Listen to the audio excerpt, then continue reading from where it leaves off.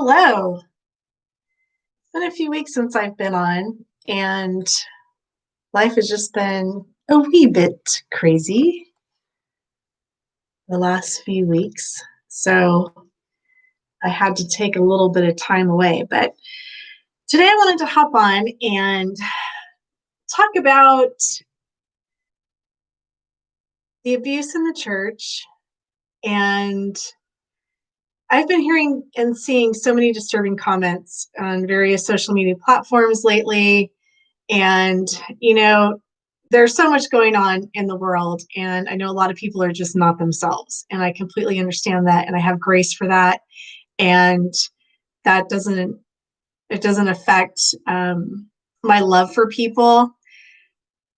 What is happening is I'm seeing a lot of, let's see, how can I word this? Um, I'm hearing a lot about God is abusive. I'm even hearing some things that Jesus was the greatest narcissist. And it's all coming from, people that have been wounded in the church. And I understand the pain. I've been in several abusive church groups and ministries that I was involved with, and I've been through a lot of spiritual and narcissistic abuse and in various relationships and things. So I've been there. I completely understand. And the one thing I do know that I know is that God did not abuse me. God does not abuse us. And when I hear people say that, it's just so heartbreaking to me because the people who abused us, or they're people, men or women, um, and they come in all shapes and sizes and all different denominations. Abuse is abuse, but it is happening. It is people who abuse us. It isn't God. Okay, they abuse us, and they abuse us in the name of God, or they use scripture to manipulate and control, to beat us up, to gaslight us, to abuse us, and to create trauma. And I can understand that when that happens, and it can be so devastating to us, and it can create PTSD symptoms, it can create complex trauma symptoms, and it's a process. You go into a grieving process when you've been abused. And there was a time in my life that I didn't even look at my Bible. I still at times have a difficult time being in there, and uh, if somebody gives me like a scripture out of the goodness, the kindness of their heart, I really don't accept that. I'm not at that place yet, right? I've had a lot of healing in that area. um, I'm not completely healed, and nobody is. That's just the truth. That's the honest truth right there. Now, have I overcome, and have I had healing on various levels? Absolutely. Absolutely. And so have a number of other people. It is possible. It's very possible. I do think that we are like onions. There's different layers, and you just peel layer by layer off, and you have healing, and you are living your life, and then God puts his finger on something else, or something comes up, and you walk through a little more healing. There are things that trigger. We have triggers. Those of us who have been abused and been through trauma, we do have triggers. Smell is a huge one. Certain smells you can, just like the smell of fresh out of the oven baked cookies triggers memories of, childhood being at grandma's house, or those good warm fuzzy memories. It can also trigger bad memories and abusive situations too, and not just smells, but certain words or voices, noises, dreams. There's a lot of different triggers. One for me is when somebody gives me a scripture out of the kindness of their heart. If it's somebody that I don't personally know, that can trigger me. So there are areas, and for me too, I had a season where I never stopped believing in God. I just didn't, because I knew that he was not the one who abused me. Now, I had times where, I was like, God, how could you, if you love me the way that you say that you do, how could you allow this to happen to me? Were you trying to teach me something? Were you, what is going on? And even that was indoctrination. God doesn't put us in abusive situations. And I don't believe that he would allow us, that he wants us to remain in abusive situations to teach us anything. That is, I believe that is a lie from the pit of hell, right? God is love. He loves us. And abuse is not love. It isn't. So one of the things too that I had to come to terms with was, in order for me to have some healing, and actually I was in a group this morning and I was sharing, and I thought, I'm the one that chose to attend some of these churches, right? It was my choice to go. And so nobody else had any say in that. Now, there was a time when I was married and we made the decision to go to a church. That's happened to me twice. And once was mutual agreement that we would attend a certain church. The other time it was, this is where we're going. And that I was in a very abusive marriage at that time. And so I really, again, I could have said, no, I'm not going. But at that point in time, I still was fighting that I had to go to church, that going to church, to a church, organization, was the right thing to do, that would be pleasing to God, and that would somehow surround us with, good Christian people, and that would help the marriage. And, of course, I was praying for that. And, none of that was true. Actually, no, because the end result of that was I was silently excommunicated from the church, as I call it, because of divorce. And even my best friend for a number of years stopped talking to me. Many of my friends stopped talking to me. My so-called church family quit talking to me after that. And that will be a different video, because I have been sharing some of my story. My story is, there's a lot of facets to it, and I've shared, a few. I have a few other videos where I've shared little bits and pieces, but I have not gotten to that one yet. That's a real humdinger, if you will. I can't believe I just used that word. Anyway, so this morning when I was on this group and I was thinking, it was actually, and I was sharing just some of the things that I've been seeing lately.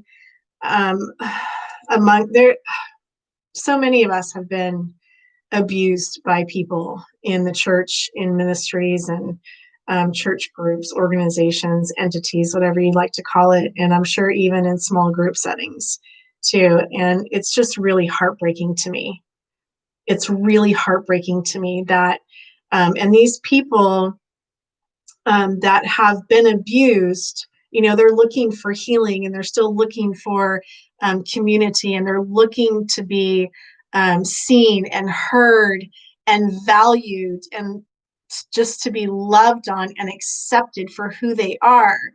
And I'm also seeing that there are other groups that are saying, in their eyes, I'm sure they believe that they are helping people out of the situation.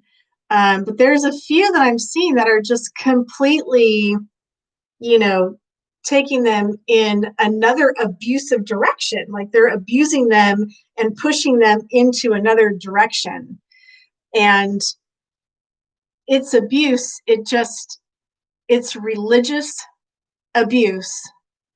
It's still religion behind it, but it's just in a different direction. It just has a different costume on, a different mask on it, but it's still the same abusive thing that is going on. And my heart is just breaking. And at the same time, I'm just becoming it angers me, because here are these hurting people that have stepped out yet once again to trust that there is somebody to help them and to lead them in the right direction. And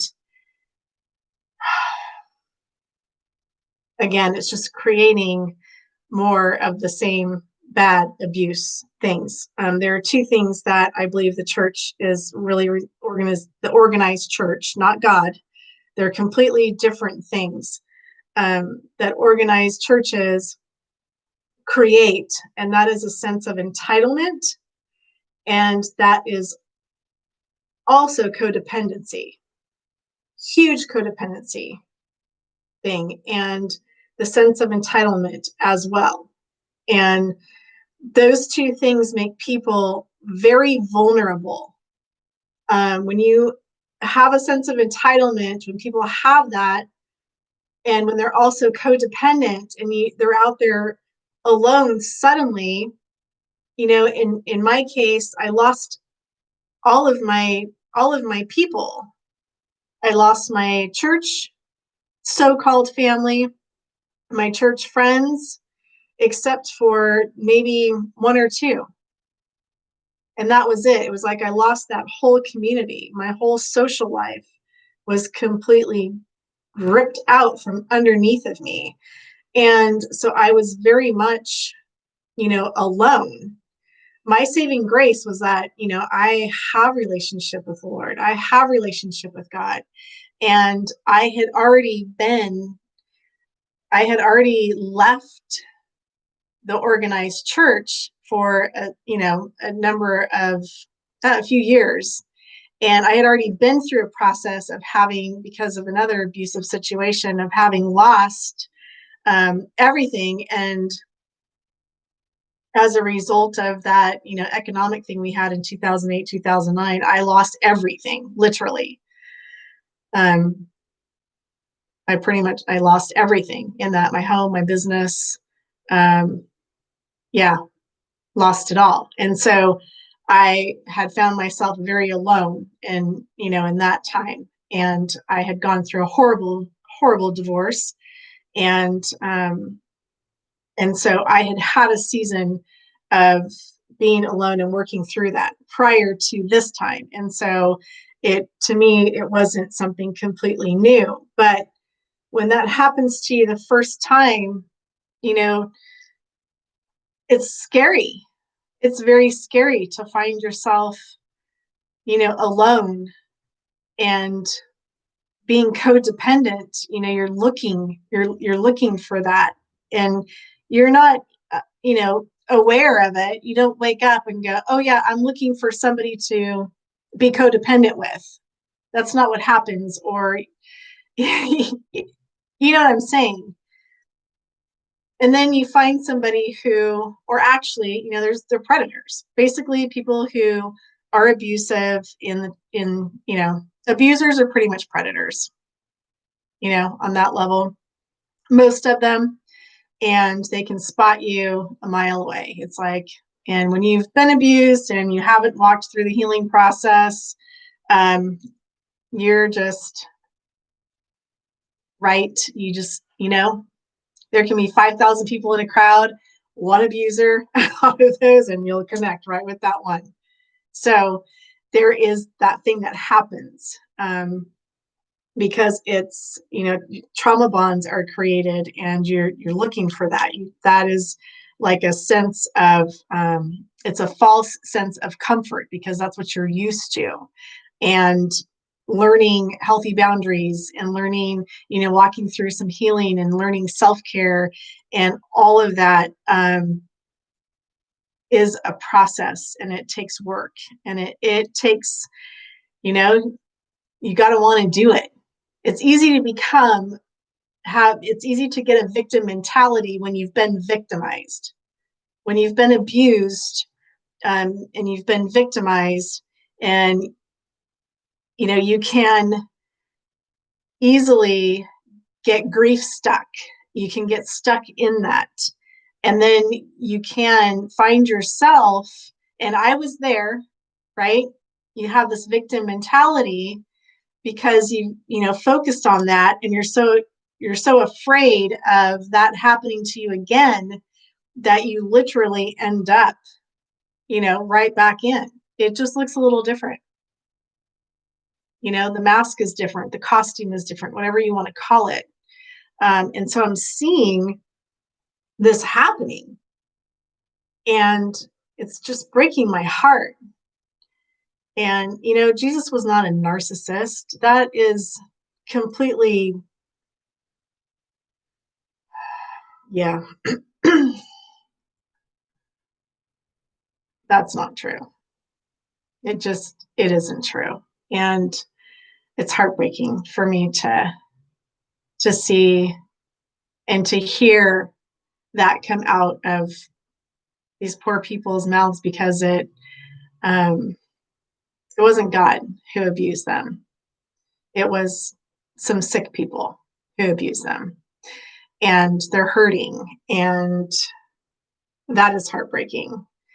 And I understand, when you're traumatized, you naturally go into a grieving process. And, there are cycles of grief, and sometimes you're angry, sometimes you're in denial. And when you're angry, I was angry at God, you know, that's a natural part of it. But to be stuck and then to turn and blame God, that's not healthy. And it wasn't God. It may have been in the name of God, and it was in the name of God, and people pretending to be God, or thinking that they hear God or know God better than you. That's the person who abused you. That is not God who abused you. And so I really hope that, and pray that whoever's watching this, that you have that understanding. And I'm learning that not everybody, especially those who grew up in an abusive church, to them, it was like people and God were one. And yes, people represent God. And I've had this conversation with friends who have had, good sized ministries, and have had people, leading within their ministry that have been abusive and have been nothing like the leader. And I've had this conversation, but I know you, but the people that, are coming to your ministry for guidance or school or, whatever, the people you have in leadership represent you. And so the people coming in the congregation, they believe those people are just like you. And if you're having like abusive people in your church, then they're thinking you're abusive too. That's just kind of the way that it is. And I can see that, I think you represent God. And so I can easily see how that can happen, where there isn't, that understanding, or where there's so much pain that I can see that people would believe, or could believe, that it was God, when reality is God didn't have anything to do with it. It was just bad people making bad decisions and bad choices for whatever reason. it's not good to try and, figure out their why. Something's not right up here, something's not right, in their heart. And it's not our responsibility to try and figure out why somebody's abused us or why they continue to abuse people. And just laying that down and saying they are not my responsibility. That is not my responsibility. That in itself is very freeing. So this morning, getting back, I will bring this home. I was thinking, it was my choice to go into some of these places. And so I need to take responsibility for that. And I'm not saying that I'm not taking responsibility for the abuse that happened to me, the trauma that I went through. That was not my responsibility. I didn't deserve any of that. Nobody does. Regardless, it doesn't matter what you do or what you've done. Nobody deserves to be abused. But I also need to, not a but, and I need to take responsibility for opening myself up and going and being a part of those organizations, supporting them and being there, because it was ultimately my choice. Now, I could say, well, God led me, God took me there, and that would be like an easy out for me.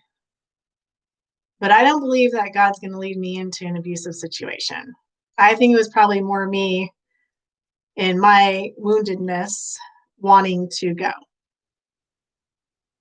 And I probably knew better. And I can tell you that I did know better than going to a few of them. It was against my better judgment, and I went anyway. And other situations, I knew that I wasn't supposed to be there or that I shouldn't be there. I knew something wasn't right, and yet I continued and then after a while, the indoctrination, that brainwashing sets in, there's something wrong with me. And so then I began to think that there was something wrong with me, and that's why I didn't want to be there. But ultimately, I have to take responsibility for my choices for going there, not responsibility for the abuse or the abusers, right? None of that was deserving. None of that is my responsibility. They are not my responsibility.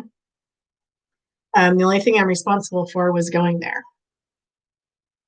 That's it. And so when I take responsibility for that, and I'm a huge believer in forgiving, and to me, forgiveness does not mean that you remain in relationship or you remain in an abusive situation. To me, that is not forgiveness. And I know that is taught in the church. And I don't believe in that at all. The Bible talks about your heart more times than pretty much anything else. Guarding your heart. Guard your heart. Protect your heart. Okay, so remaining in an abusive situation with abusive people is not protecting and guarding your heart or taking care of yourself or loving yourself, right? That's not what forgiveness is. Forgiveness is, I forgive so-and-so for such and such. It's just releasing them. And my boundary is they are no longer part of my life. Bubble around me. I'm not going to remain in an abusive situation. I forgive them for what they did. I'm just releasing them. I'm not excusing their behavior. That's not what forgiveness is. It's not excusing their behavior.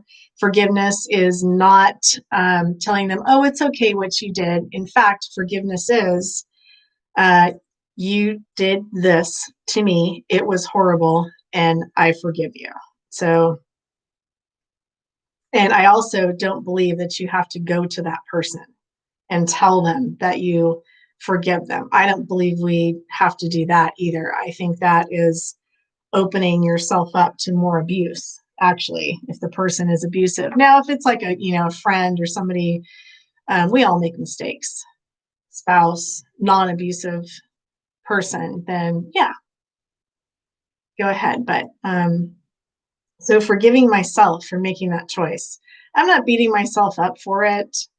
I'm not taking the responsibility or taking the blame for something I shouldn't. I'm just simply like, I'm forgiving myself for for getting involved where I probably shouldn't have. That's it. Simple as that. But just by saying that and working through just that simple thing, I just felt like just yet another weight just lifted off. Like, whew, okay, now we can move on from that. And that's it. Simple, right? It doesn't have to be like, oh, I did something so terrible. I went there, I'm terrible. That's no. I'm just taking responsibility for my part. My part was going there, my part was getting involved. What it isn't is allowing abuse. That's more nonsense. If you know it's abuse, most people that know it's abuse don't stay in it. They set a boundary and say, sorry, you're not going to abuse me anymore. So people that are getting abused typically don't know they're being abused. At some point, the light comes on or something, God highlights it. And once you become aware, and then it's highlighted and you're like, okay, this is what's going on. And now how do I get out? And I leave. You leave, you set boundaries, you walk away. So I didn't say, hey, yeah, y'all can abuse me. That's not how it happens. So just taking that simple bit of responsibility. I played a small part in it. I did go. They didn't force me to go against my will. So anyway, I just wanted to hop on and share that with you today. Those two little nuggets, like God is not the one who has abused any of us. And if you're angry at God, I totally understand that. And that's completely normal. That is a normal part of the process. And when we have relationship with God, relationships are not always like everything is, calm and happy. It's not a fairy tale all the time. There are disagreements. There are times that you're mad at each other. And my relationship with God has been very messy at times. And I've yelled at God. I've, begged God. Why, and all of that. So I've been angry, and it's part of the relationship. It's part of working it out. And I believe that He wants us to have that, whether it's messy or not. He doesn't want some like phony, baloney, fake, relationship, or this like, oh, coming and come before you. Yeah, we have like reverence, and we have, there should be honor, a level of honor and respect for God, but shouldn't we have that for the people that we love and that we're close to in our lives anyway? Not that we put them in the place of God. I don't believe that either. But in a relationship, it's not always going to be perfect. And I think that was something that has been very helpful to me. That's been very healing to me, is that I have felt free enough with God in my relationship with Him to where I can. I mean, the Bible says we can come before Him. We don't have to stand behind the veil anymore. Like, the veil has been torn, and we can just be, He knows us anyway. He knows all the junk that we carry around. And He just wants us to be in relationship with Him. He just wants us to love Him. He loves us. And part of that is just working through your stuff together.